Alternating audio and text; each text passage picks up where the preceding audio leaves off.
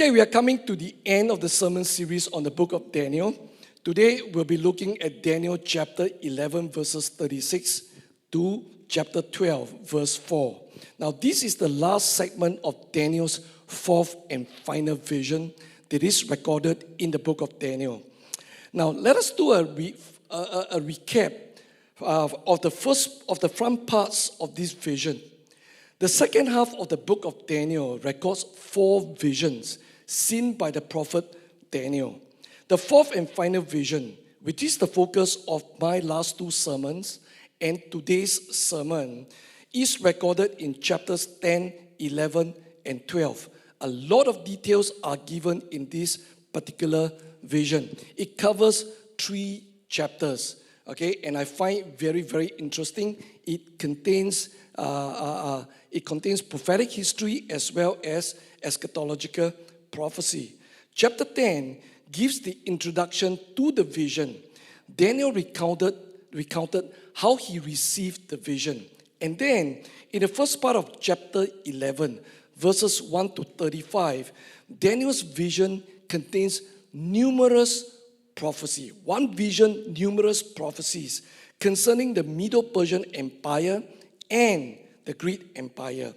The focus is placed on the Seleucid kingdom of Syria, in Syria, to the north of Israel, and the Ptolemaic kingdom in Egypt to the south of Israel. Now, these are the breakaway kingdoms of the disintegrated Greek Empire founded by Alexander the Great. The kings from these 2 kingdoms are referred to as the kings of the north and the kings of the south. The final part of this segment focuses on the prophecy of a king in the north who is a type of the Antichrist. Now, this prophecy was fulfilled in the person of King Antiochus Epiphanes. Antiochus Epiphanes reigned from 175 to 164 BC. Not a very long reign, 11 years in total. Now, all the 135 specific prophecies in this first segment of the vision of Daniel were fulfilled. 135 very specific, very detailed prophecies, all of them were fulfilled. Now, theologians, and Bible expositors generally agree on this. And you and I know that oftentimes they don't agree on a lot of things, but on this particular thing, they generally agree. So, this part of the vision had been fulfilled a long time ago, more than 2,000 years ago. And that's why I refer to it as prophetic history in my last sermon. And that's the title of my last sermon. In today's sermon, we'll be looking at the second part of the prophetic vision from verses 36 to 45 and all the way to the first 4 verses of chapter 12. The prophecies recorded here have not been fulfilled yet. These prophecies are eschatological in nature. They await fulfillment at the end of this present age. Now, the shift from prophecies for the near future to the far future.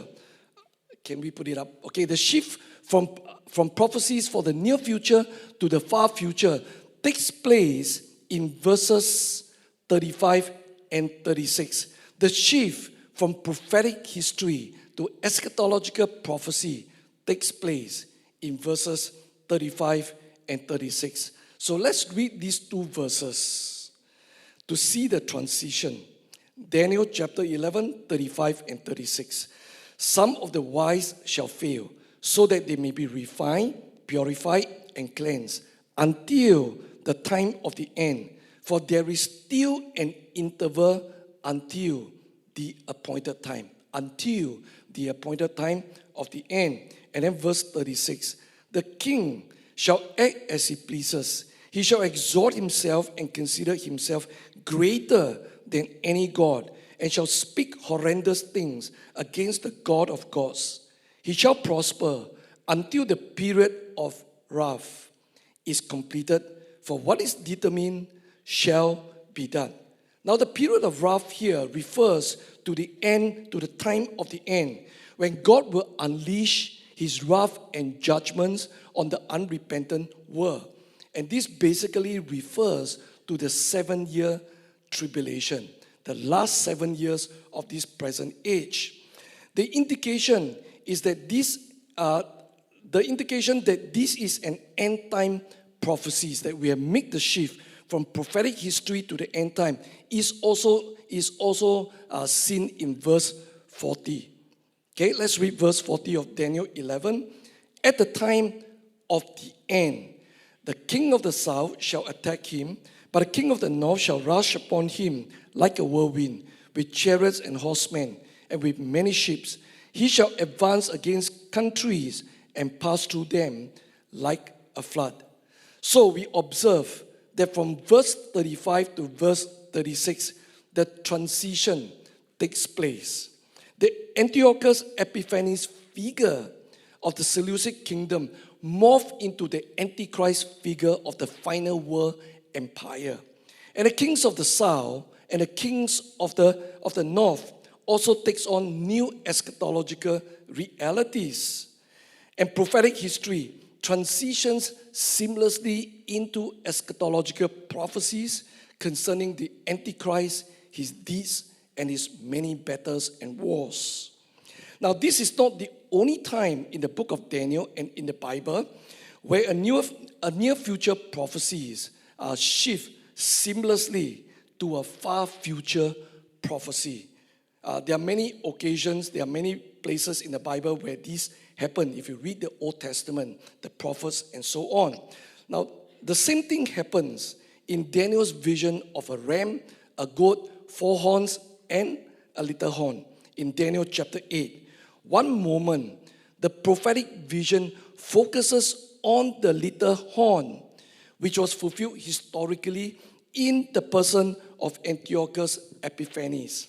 The next moment, the prophetic vision shifts focus to the figure of the Antichrist, who will emerge only at the end of this present age. No warning is given of the transition except for a short statement in verse 19.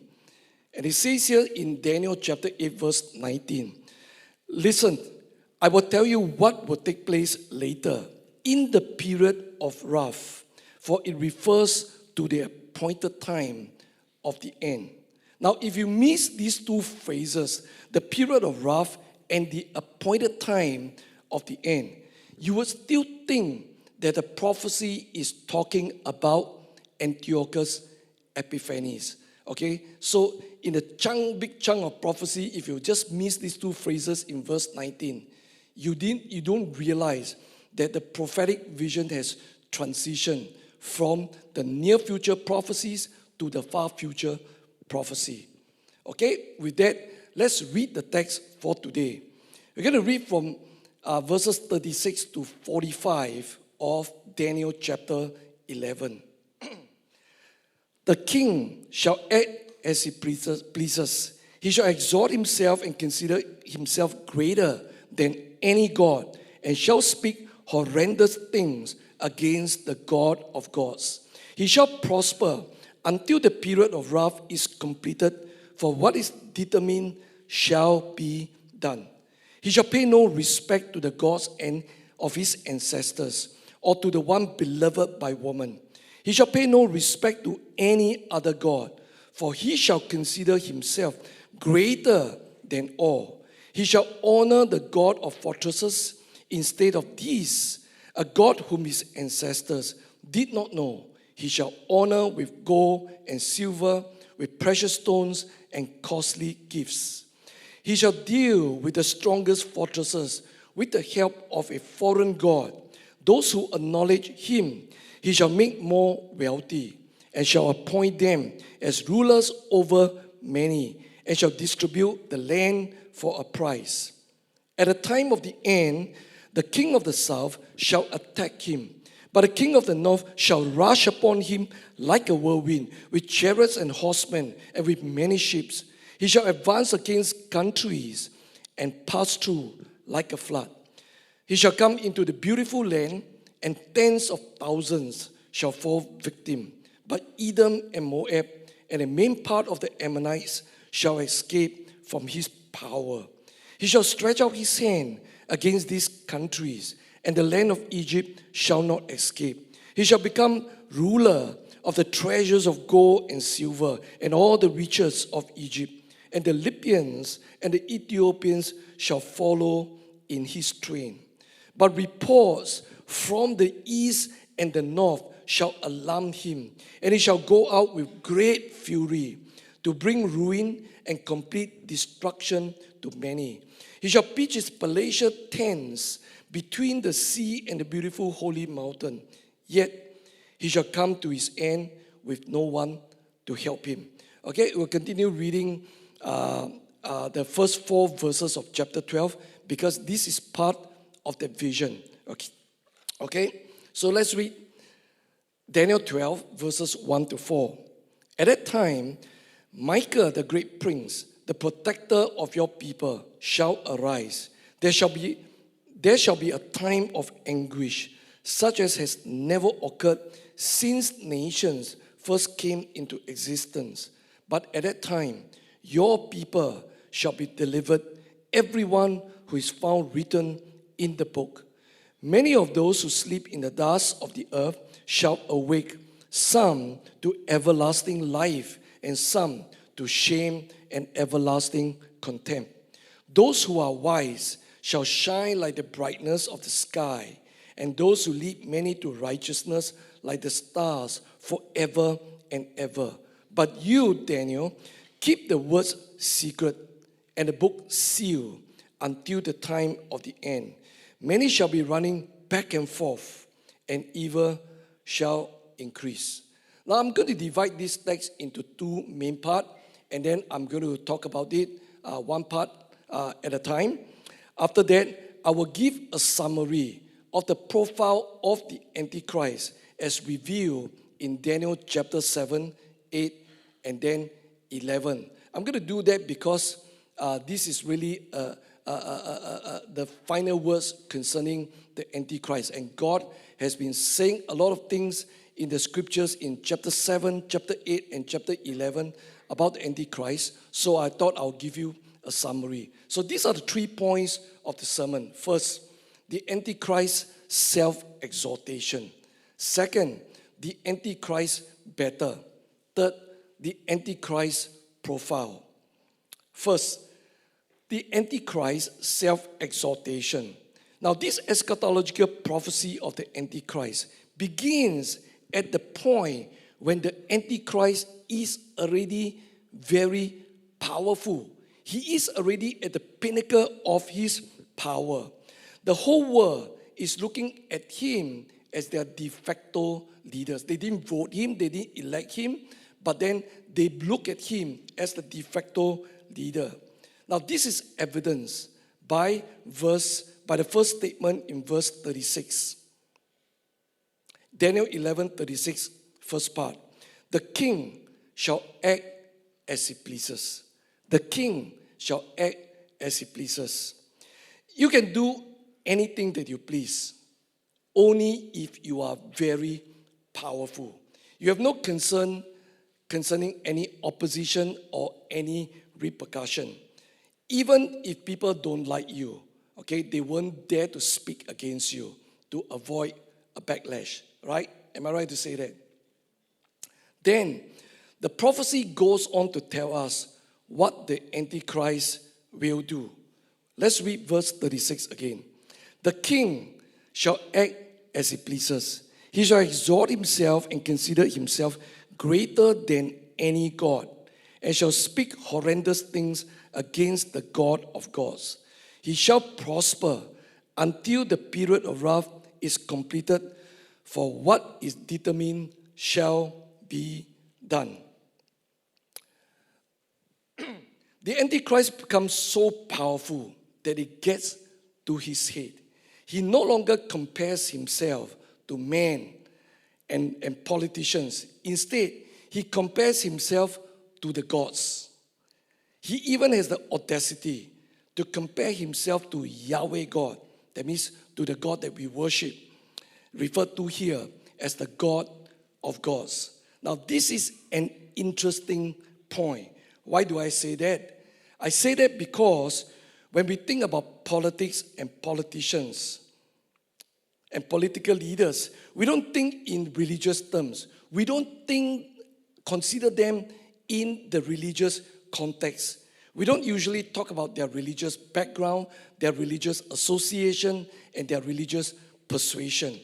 Instead, the focus is always on their politics, on their policies, on their astuteness, on their charisma, on their approval ratings, and how well they are leading their respective countries. Religion and the spiritual are not the things on our mind when we talk about political leaders and politicians. But here, when talking about this global political leader or the final world empire, the first thing the prophecy zooms into is his mindset, his thinking, his thoughts, his opinion concerning the gods and also the God of gods, that is our God.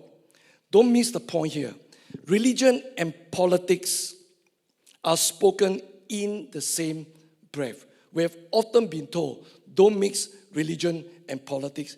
In a sense, okay, it is a good thing to do that. But as we look at eschatology, as we look at what is happening, what is going to happen at the end, you got to mix the two together. Otherwise, you're not going to understand a lot of things concerning eschatological prophecies. So don't you find fascinating that here in the Word of God, religion and politics are mixed together? The prophecy begins with the statement, the king shall act as he pleases. And the statements that follow this, and the statements that follow in the next verses are all about God and the other gods, and the Antichrist attitude and deeds against these gods. He exalts himself not just above men, but he considers himself greater than all the gods. Let's read verse 36 again. It actually provides you with it's actually a summary statement of the next couple of verses. Daniel 11:36. The king shall act as he pleases. He shall exalt himself and consider himself greater than any god, and shall speak horrendous things against the God of gods. He shall prosper until the period of wrath is completed, for what is determined shall be done. Now, normally, politicians are very careful not to trample on religious sensitivities. They won't risk offending people. They won't risk offending people's gods and their religious belief. But here you realize that the Antichrist cannot be bothered. He cannot be bothered about it at all. He has no respect for the gods. He shows contempt for all the gods and all religion. He even had the audacity to show contempt for Yahweh God. According to the prophecy, he will speak horrendous things against God. He has no regard for God. He has no fear of God.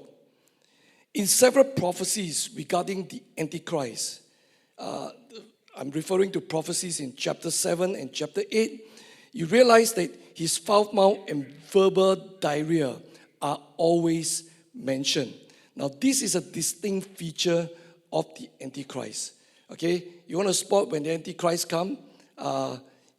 This is one of the distinct features you're going to look for. Okay, he's very charismatic. He can speak very, very well. He's very eloquent, but he's always. I think you will be able to pick up the nuances even at the very beginning. He will always elevate himself against over all the other gods and even Yahweh God.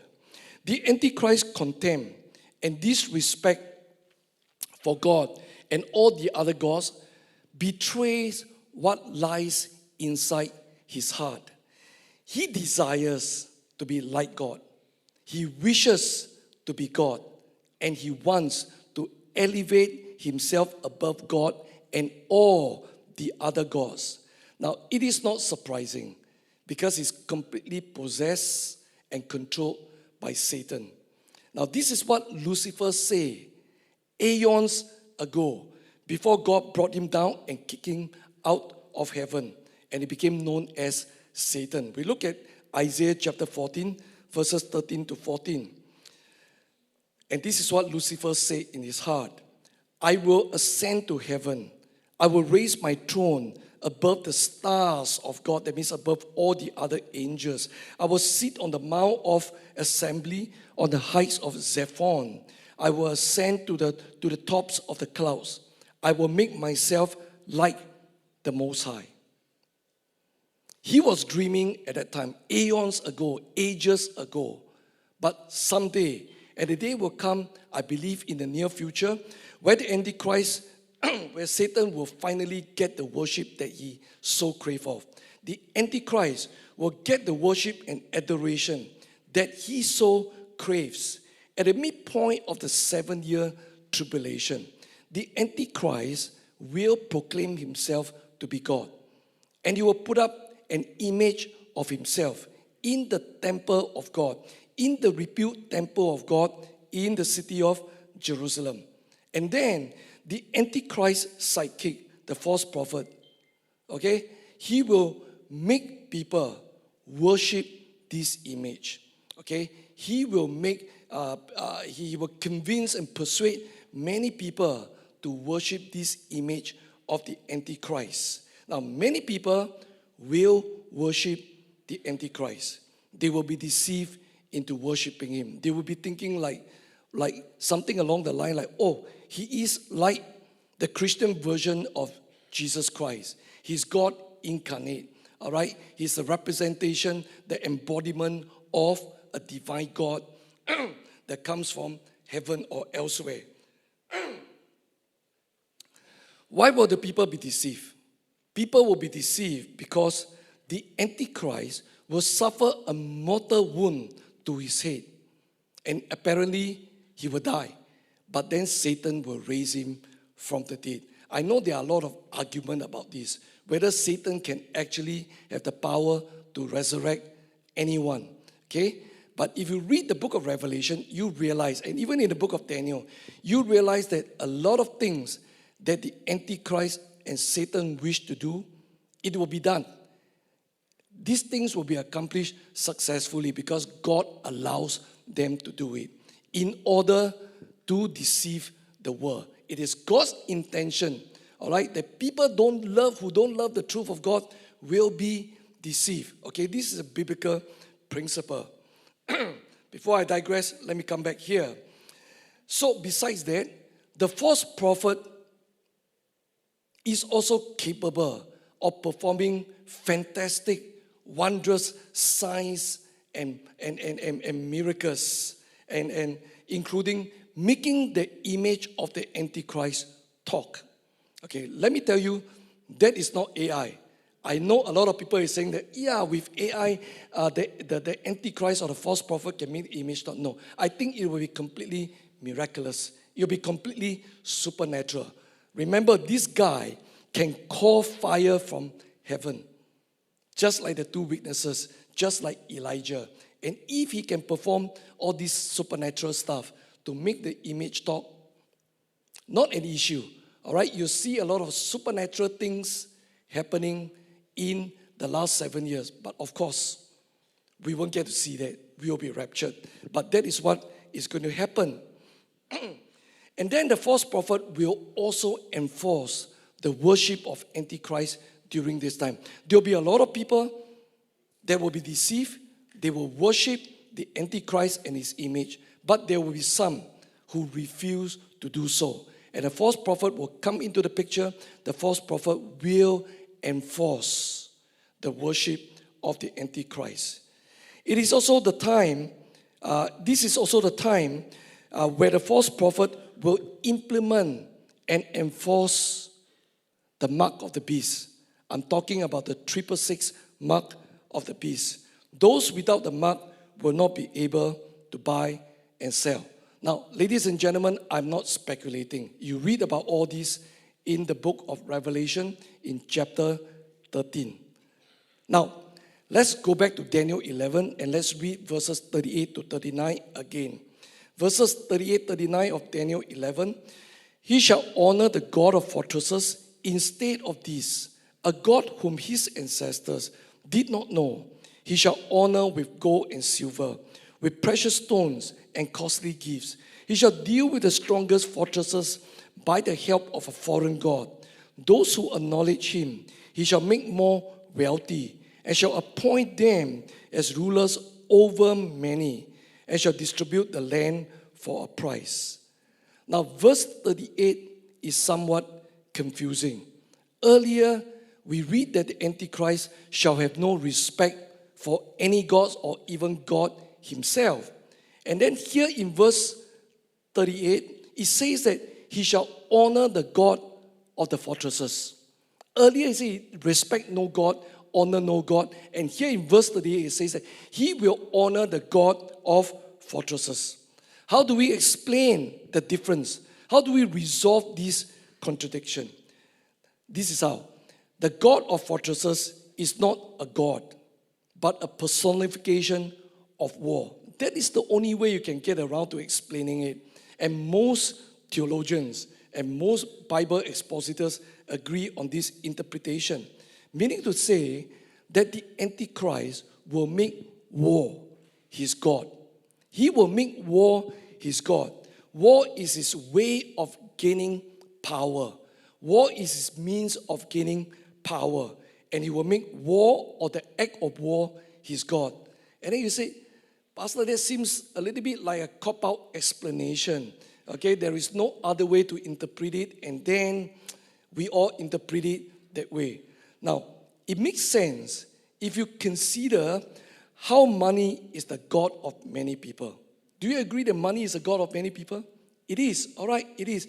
People bow to the God of money and make sacrifices at its altars with their lives, with their health, with their time, and with their relationships. Okay, they will go all out, burn themselves out in order to make money. And Jesus says that you cannot worship God and money. What does it mean? It means that in the mind of Jesus, many people make mammon or money as their God. In the same way, the Antichrist make war his God. So this God of fortresses is actually a personification of war. Now, verse 39 is also confusing. Okay, we read the first part of it again. He shall deal with the strongest fortresses by the help of a foreign god. So once again, we are told of another god. The Antichrist will depend on the help of this foreign god for his conquest. Well, I think it is easy to resolve this part of it. This is what I think, all right? I think this foreign god refers to Satan. Okay, no one else. I mean, he respects no God. This foreign god must be Satan. Okay, the Antichrist, like what I said earlier, is fully possessed and controlled by Satan. Satan is his God. In verse 39, we are also given a peek into the Antichrist's skillful and astute political maneuvering. Okay, we have talked about that when we look at chapter 8 in a previous sermon. But this is another hint that the Antichrist is an astute person when it comes to political maneuvering and the art of manipulation. So verse 39, the second part of it, those who acknowledge him, he shall make more wealthy, and shall appoint them as rulers over many, and shall distribute the land for a price. He will use wealth and power to buy favors, gain cooperation, and build political and military alliances. Okay, if you remember, that's how Antiochus Epiphanes operated. That's the way Antiochus Epiphanes worked. And I'm sure you remember, I've been saying that Antiochus Epiphanes is a type of the Antichrist. Meaning to say, the Antichrist will act and behave like Antiochus Epiphanes. But I think the Antichrist will be much worse. First, the Antichrist self-exaltation. Second, the Antichrist battles. We're going to look at the battles that Antichrist will fight. In verse 39, which we have just read, it shows that the Antichrist will build alliances to prepare for war.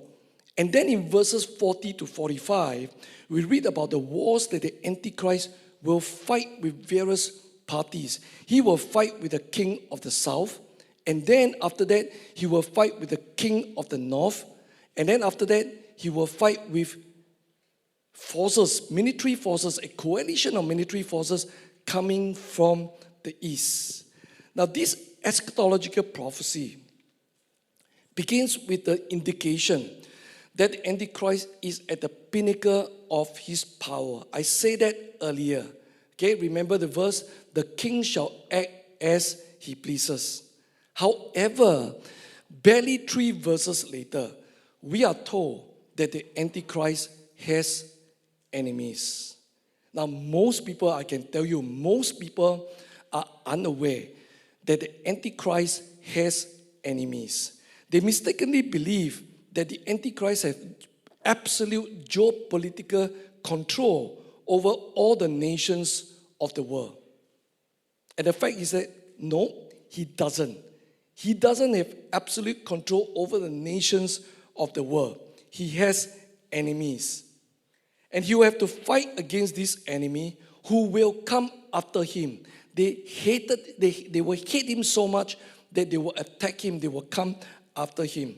Now, these are formidable enemies, as I will show you later. They will come at him from different directions. First from the south, and afterward from the north, and also from the east. Now, how do we make sense of this change in the fortune, of this change in the situation of the Antichrist? You know, one moment he has absolute power in a sense, and then the next moment he has enemies. How do we make sense of that? Now, we will have to pull together various eschatological passages from the different books of the Bible to present a plausible explanation that will fit into this scenario described in verses 40 to 45 of Daniel chapter 11. The Antichrist will rise in prominence and power when he manages to forge a peace covenant among several warring countries. Now, Israel is included in this mix of country. The Antichrist will come up with a brilliant plan and convinces the different parties to sit at the same table to negotiate for peace. Now, with the one world government or the global government behind him, he will successfully negotiate this peace agreement. The question is, when will this event take place? When will this event of the signing of the peace covenant take place?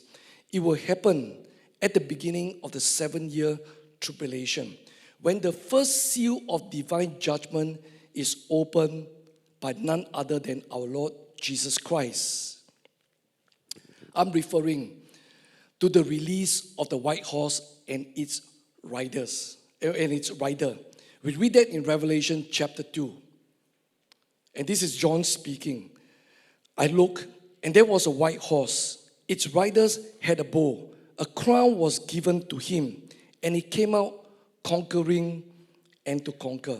Now, what it means here is that the Antichrist will conquer, or he will win over the whole world without having to fight a war.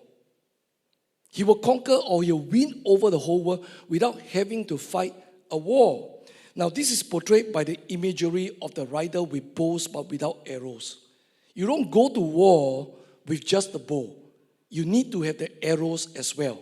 Okay, but so this is an imagery that he will fight a war without arrows. That means he will conquer the world without having to fight any war. Yet, he manages to conquer the world. He is given a crown, meaning to say that he will rule. He will be recognized as a de facto leader of the world. Some people think that the Antichrist will go on a global conquest to conquer country after country in order to become the global dictator of the one world government. No, he doesn't need to do that. Okay, it's through the signing of the peace agreement. People at that time will be looking at the whole world. There's so much problem, there are economic collapses and all that. And this brilliant man came out. He's able to make all the warring parties sign an agreement. And they say that, look, we got to make him our leader. And that's how he will rise in power. That's how he will rise in prominence. After that, Jesus will open the second seal. And this is what is going to happen. We look at verse 4 of Revelation chapter 6. And out came another horse, bright red. Its rider was permitted to take peace from the earth, so that the people would slaughter one another, and he was given a great sword. It's a picture of conflicts and wars breaking out after that peace. There will be much killing and bloodshed.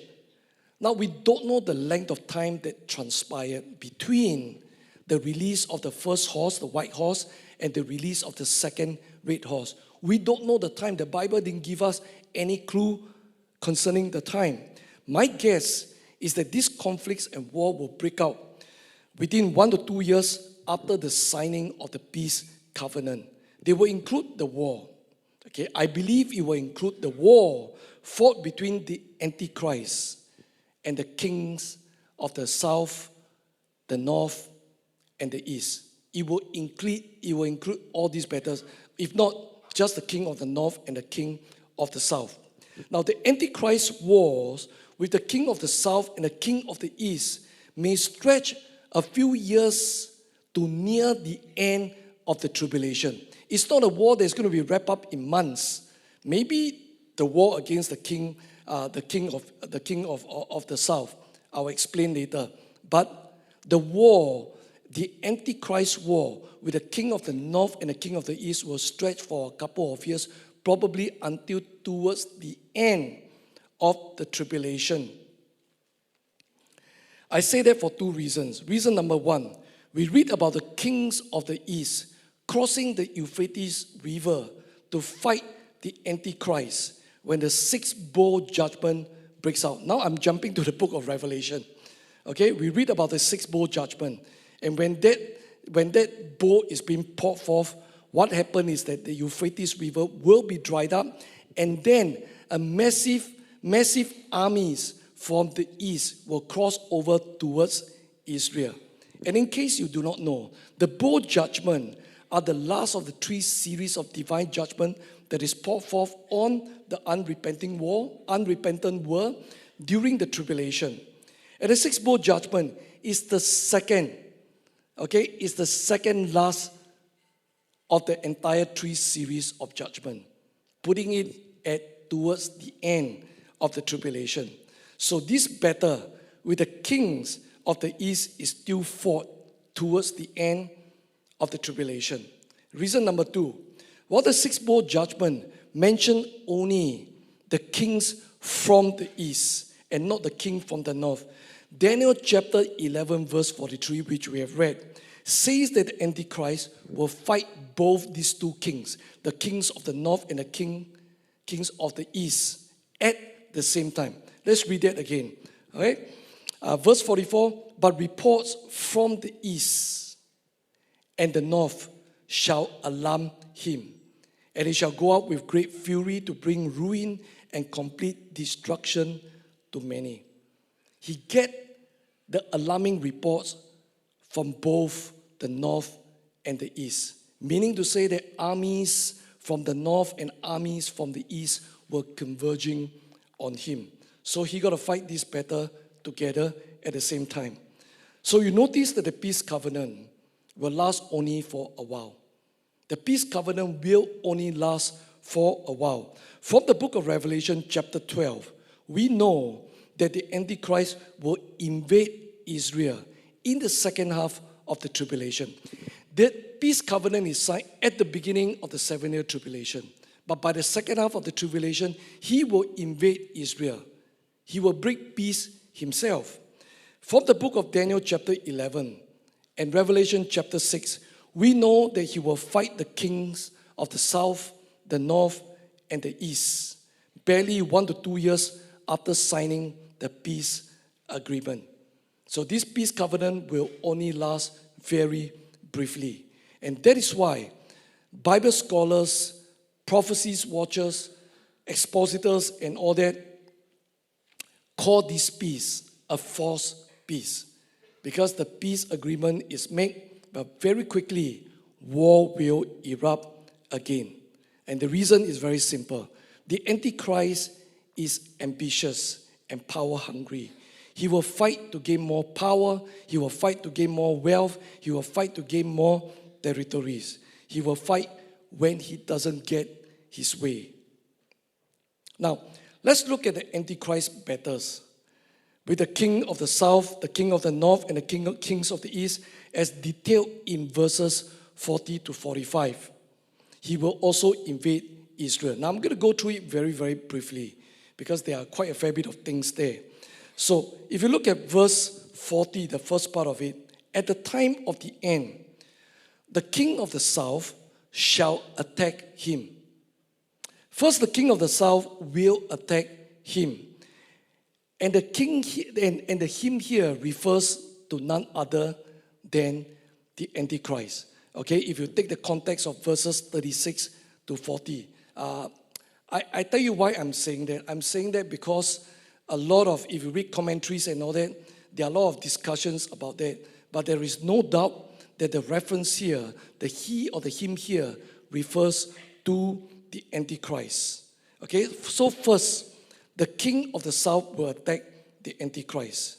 In the prophetic historical segment in verses 5 to 35, the kings of the south refers to the Ptolemaic kingdom of Egypt. Remember that in the previous sermon? Okay, that's the kings of the south. But here in this eschatological portion of the prophecy, the king of the south refers to an alliance of African nations coming against the Antichrist. It is probably led by Egypt. I say that because in the verses following, verses 41 to 43, they talk about Egypt and also the Libyans and the Ethiopians. Later, we read that the Antichrist will invade Egypt and take over all their resources.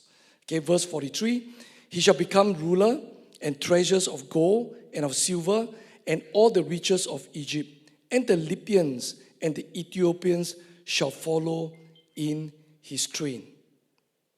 Now let's read the second part of verse 40. Let's move on. But the king of the north shall rush upon him like a whirlwind, with chariots and horsemen, and with many ships. He shall advance against countries and pass through them like a flood.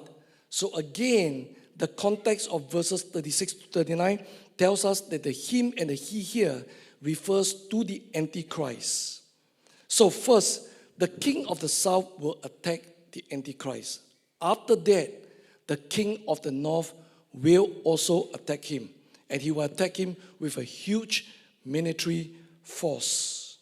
Question, who is this king of the north? Now, in the prophetic history segment, in verses 5 to 35, the kings of the north refer to the Seleucid kingdom in Syria, to the north of Israel, right? If you remember that. But here in the eschatological portion of the prophecy, the king of the north most likely refers to the country of Russia. Okay, the king of the north here refers to Russia, a military and nuclear superpower that is to the far north of Israel. Now let's go on to verse 41. He shall come into the beautiful land, and tens of thousands shall fall victim. But Edom and Moab and the main part of the Ammonites shall escape from his power.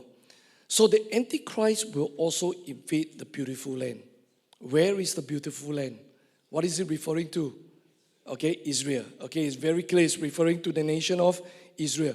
But he will not touch the neighboring country of Jordan, referred to here as Edom and Moab and the Ammonites. That is Jordan. For some reason, the Antichrist will just come through the countries, attack a lot of countries, invade Israel, but he will leave Jordan alone. And then we go to verse 44. But reports from the east and the north shall alarm him, and he shall go out with great fury to bring ruin and complete destruction to many. So now the Antichrist is in Israel, and the king of the south has been defeated.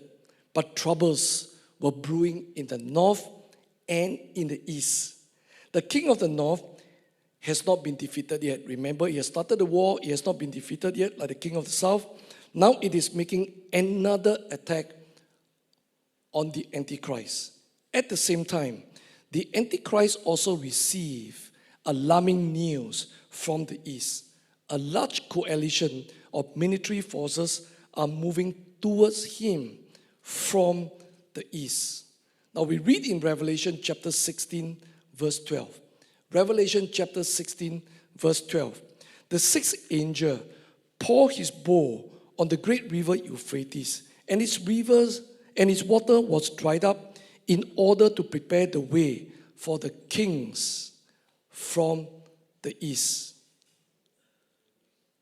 So can you see that I'm trying to put a lot of eschatological passages together?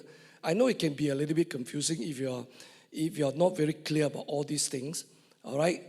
But you need, if you want to really understand verses 40 to 45, you've got to pull all these different passages and verses together. So my question is this: are the coming of the king from the east the alarming news that the Antichrist received in Daniel's vision? Are they talking about the same thing? Maybe, maybe not, but I believe it is so because there are no other clues elsewhere in the Bible. So the question remains, who are the kings of the east?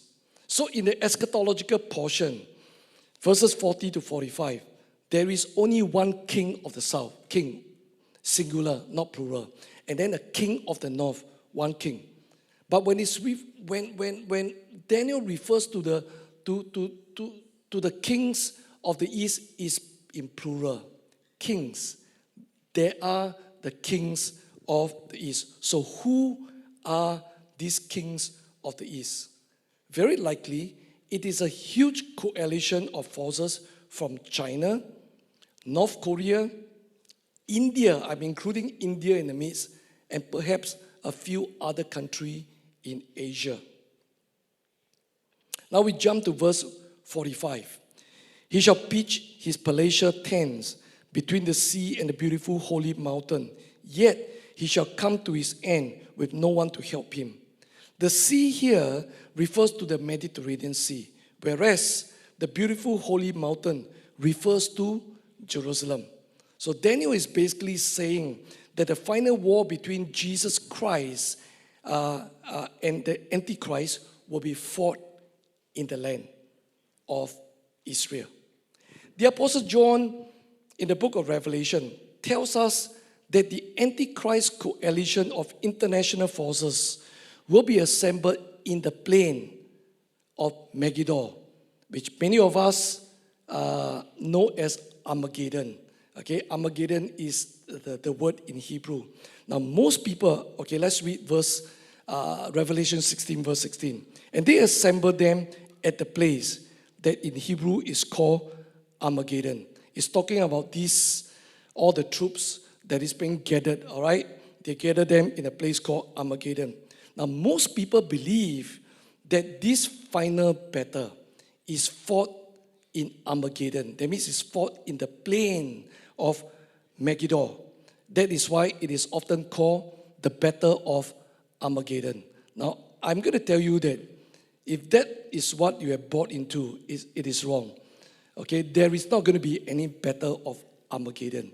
The battle in Israel will not be fought in Armageddon.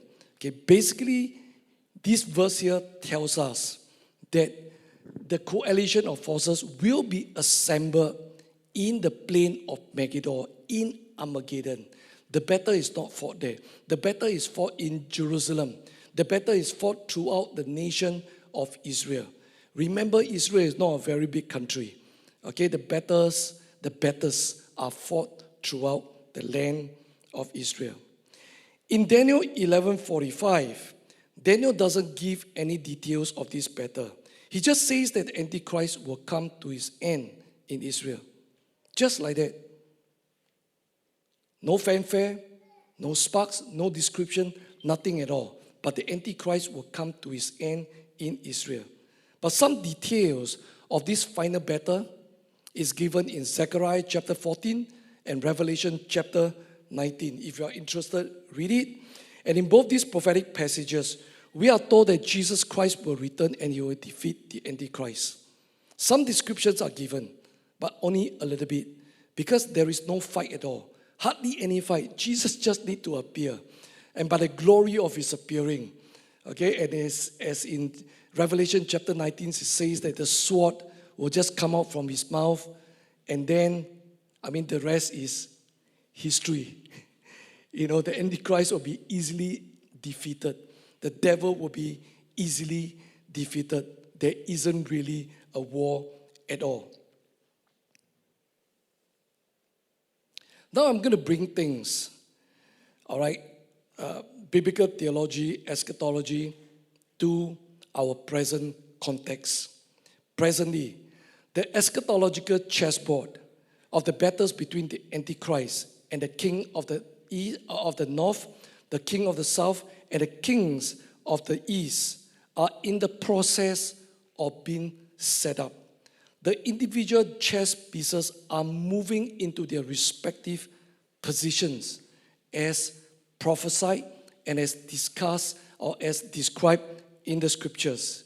If you are keeping tab on the world news and the events happening around the world, you should know that a major geopolitical shift is taking place in recent years, and it is now gaining momentum. It is now, in the last few weeks, gaining momentum. The hegemony of the West, under the leadership of the United States of America, is winning very, very rapidly. Many nations are challenging the dominance of the West. Many nations, including China, one of the kings of the East, and Russia, the undisputed king of the North.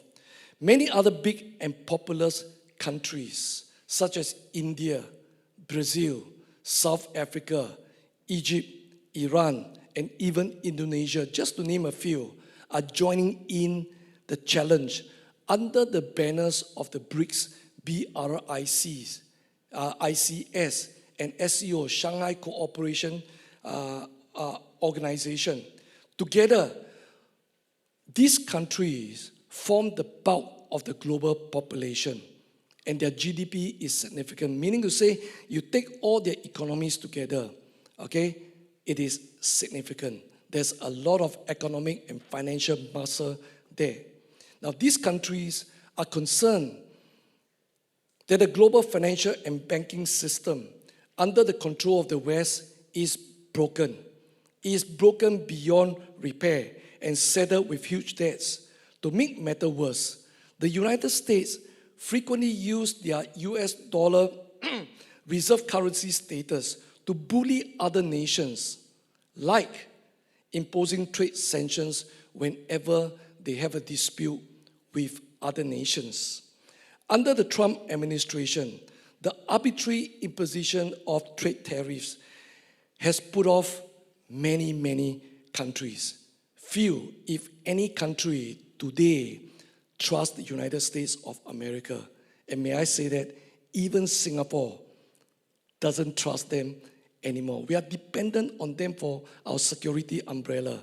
Yet, if you look at the speeches of our leaders, they are very frustrated over what Donald Trump is doing. Okay? Few countries trust the United States anymore. India is trying to take the middle ground.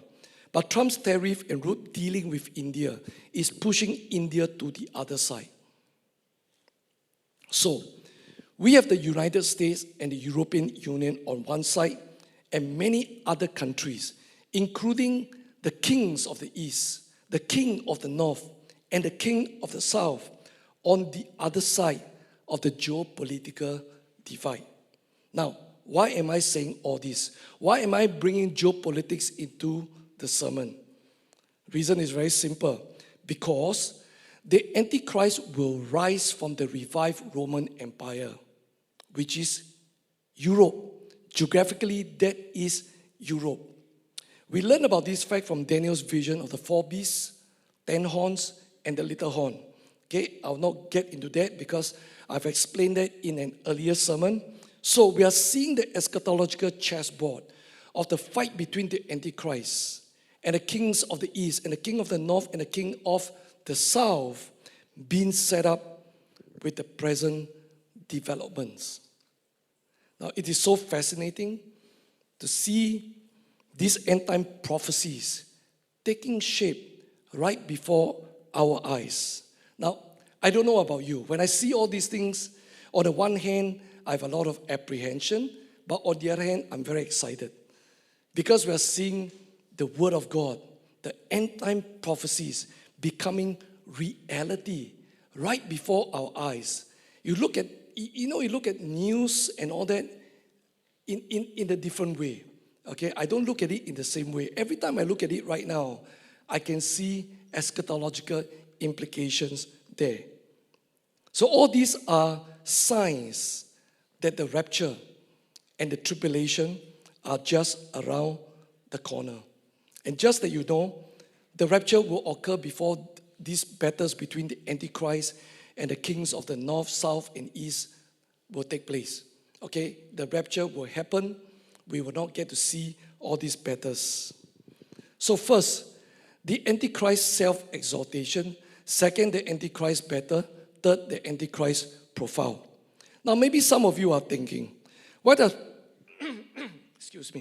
does Pastor keep talking about the Antichrist? My answer is very simple. Because I'm doing expository preaching on the book of Daniel. So I go through the book passage by passage, chapter by chapter. In other words, I am merely preaching what the text says. I'm merely preaching what the text says. So in case you think that I'm talking too much about the Antichrist, I know there are some people that are saying that. All right? In case you think that I'm talking too much about the Antichrist, your fingers shouldn't be pointed at me. Your fingers should be pointed at God. Okay? It is God who gave Daniel these visions and prophecies. It is God who inspired Daniel to write these texts. It is God who puts the emphasis on the person of the Antichrist in Daniel chapter 7, chapter 8, and chapter 11. Now, God must have His reasons, and good reasons, to give us so many details about the Antichrist in the book of Daniel. He wants us to have a good idea of this man of lawlessness,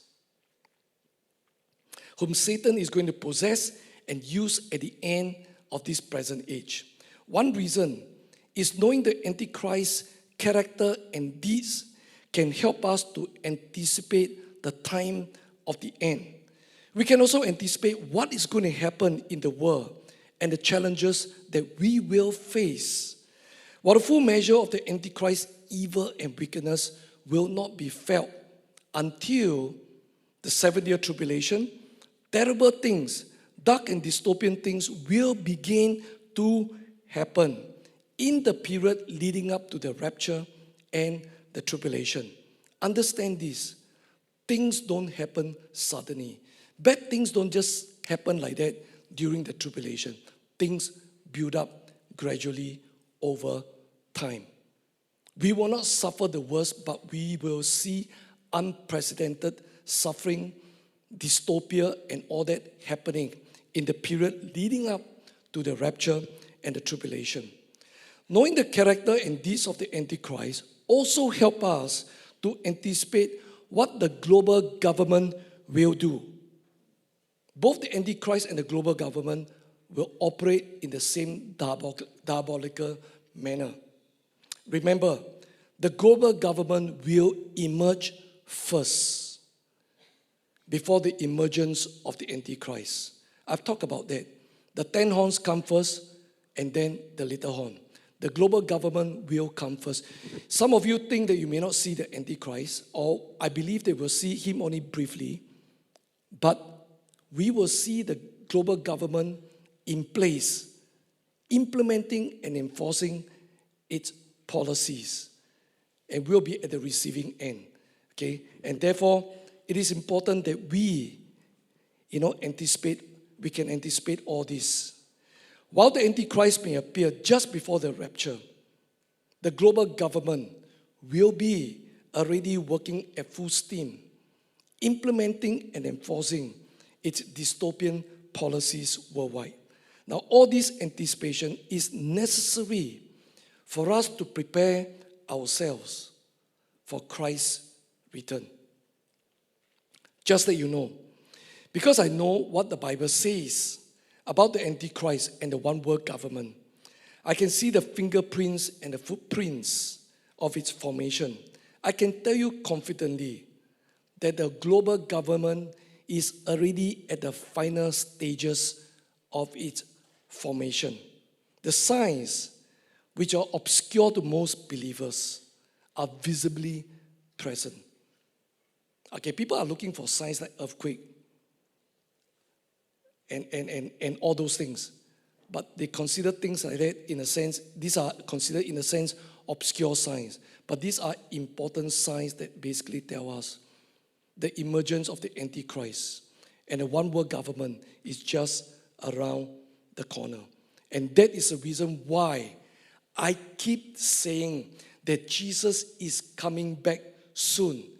That is why I keep saying that the rapture is just around the corner.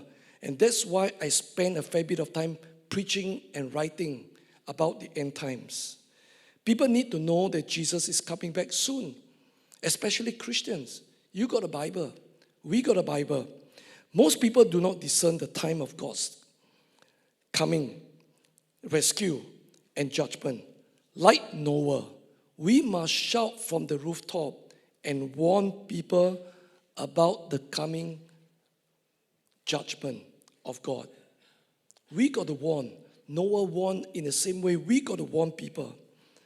Since God has revealed so many details about the Antichrist to Daniel in chapter 7, 8, and 11, let me end today's sermon by giving you a brief summary of the Antichrist profile. I will not go into the explanation. I've done that in previous sermons. Instead, I will just give you a brief summary of the Antichrist profile. In chapter 7, the Antichrist is the little horn that emerges to displace 3 out of the 10 horns on the 4th beast in Daniel's vision. The vision reveals a few things about the Antichrist. First, the Antichrist will emerge from Europe, which is the revived Roman Empire. He's not going to come from the United States of America. He's not going to come from China. He's not going to come from India. He's not going to come from a lot of other places. The Antichrist will be a astute and brutal politician. He will have no qualms stealing, killing, and destroying anyone that stands in his way. Just like how he takes down the 3 horns of the 3 kings on his way to seize control of the global government. The Antichrist is a very intelligent and very smart man with a very high IQ and a very good EQ. He's charismatic and he speaks very well. He's also very boastful, very braggy. In chapter 8, the Antichrist is once again pictured as a little horn, but in a different context. The 2 imageries of the Antichrist as a little horn points to his relative insignificance before his sudden and meteoric rise to power. In other words, he's not a well-known personality in a geopolitical circle.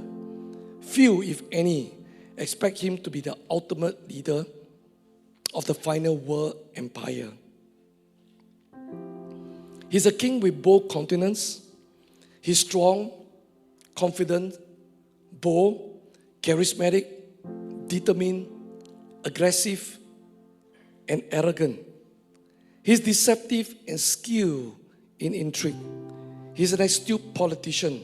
He's skillful in political maneuvering and the art of manipulation. Machiavelli would have given him a 5-star rating in statecraft. He's a consummate communicator, persuasive and convincing. He has the ability to stir the interest of people with his bold vision and his brilliant strategies. He's extremely intelligent, but he has no morals and integrity. He will resort to lies and deceptions. A ruthless and merciless man, he will steal, kill, and destroy to achieve his goals. He's a master in building political and military alliances. By doing so, he will have a great influence over kings, national governments, global institutions, multinational corporations, and financial and banking giants. He will persecute the saints, both the Jews and the Gentiles, believers. Possessed and empowered by Satan, he will be successful in all he does. But his success will be limited to only 7 years, the time appointed by God to allow him to run amok and to create havoc in the world.